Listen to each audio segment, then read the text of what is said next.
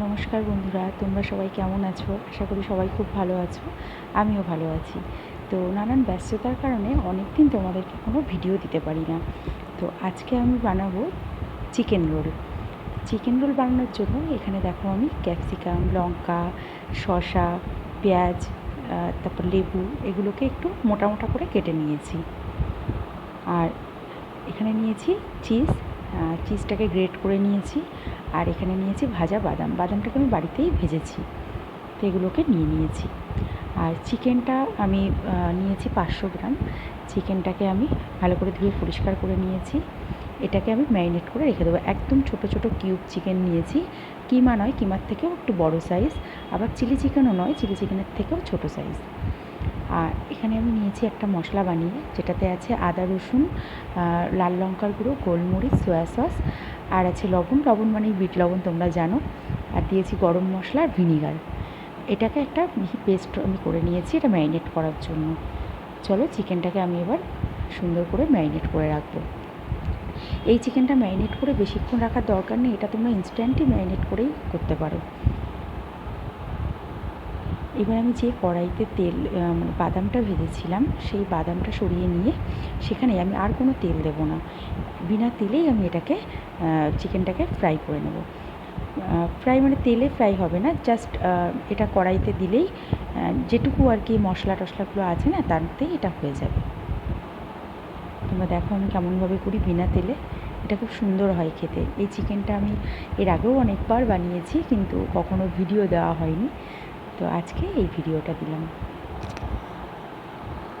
দেখো কতটা জল বেরিয়ে গেছে। চিকেনটা খুব খুব টেস্টি লাগে। আর এখানে তোমরা চাইলে ভিনিগারের বদলে লেবুর রসও ইউজ করতে পারো। এটা কিন্তু ওই স্যালাড যেটা হয় যখন আমরা ডায়েট করি, ডায়েটের সঙ্গে যে স্যালাডটা খাই, সেখানেও তোমরা এরকমভাবে চিকেনটাকে করে নিতে পারো, গ্রিন স্যালাড যেটা হয়।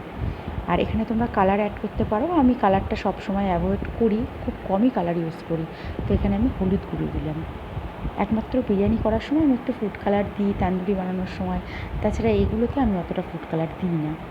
দেখো চিকেনটা কিন্তু কমপ্লিট হয়ে গেছে। এটা এত জুসি, এত সফট হয়, তোমরা বানিয়ে দেখো, খুব সুন্দর খেতে লাগে। আর এখানে আমি নিয়েছি, আজকে আমি 6 পিস রোল বানাবো। ভিডিওটা যেদিন বানিয়েছিলাম সেদিন রাতে এটা ডিনার হয়েছিল। তো 6 পিস তোমরা দেখে ভেবো না আমরা দুজন 6 পিস খাবো। এখানে আমার শ্বশুর শাশুড়ি, বাবা মা আর আমরা দুজন, এর জন্য 6 পিস। তো এটা সন্ধেবেলা না, এটা ডিনারেই করেছিলাম। তো এরকম একটা বড় রোল সন্ধেবেলা খেলে কেউ কখনো রাতে ডিনার করা যায় না, এই জন্য সন্ধেবেলা না, এটা রাতে করেছিলাম। তো দেখো এখানে সুন্দর করে আমি তেল দিয়ে, যেমন পরোটাগুলো হয় ভাজা হয়, সেরকম পরোটা ভেজে একটা ডিম লবণ দিয়ে ফাটিয়ে আমি এটা বানিয়ে নিলাম। এরকমভাবে একে একে আমি প্রত্যেকটা রোল করার জন্য আমি বানিয়ে নেব প্রত্যেকটা লেচি। এবার আমি এটাকে মাইক্রো ওভেনে দেবো। মাইক্রো ওভেনের জন্য একটা প্লেট নিয়েছি মাইক্রো ওভেনের। আর এই যে সবজিগুলো মানে এগুলোকে তোমরা একটু টস করেও নিতে পারো কড়াইতে, সেটাও করতে পারো। যেহেতু আমি মাইক্রো ওভেনে দেবো, একটু ক্রাঞ্চি ভাব থাকবে, তার জন্যই আমি আর এটা কড়াইতে কিছু করিনি। এটা আমি ডিরেক্টলি এর ভিতরে দিয়ে দেবো, দিয়ে একটু ক্রাঞ্চি থাকবে, ওটা আমার খেতে ভীষণ ভালো লাগে, তার জন্য। এবার যে যেটা পছন্দ করে, তোমরা যদি মনে করো যে না আমরা একটুখানি এতটা ক্রাঞ্চি ভাব ভালো লাগে না, তো সেটা করবে না।